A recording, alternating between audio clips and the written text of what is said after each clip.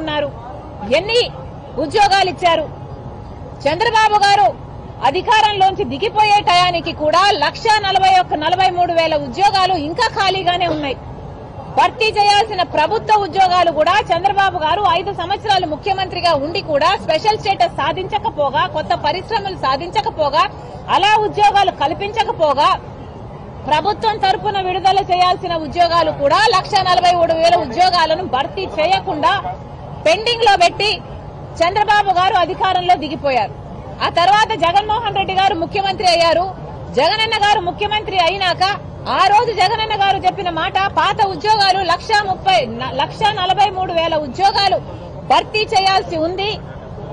ఈ 5 సంవత్సరాలలో రిటైర్ అయిపోయిన వాళ్ళు, ఇంకా అవకాశం ఉన్న వాళ్ళు ఇంకొక 90,000 మంది ఉంటారు.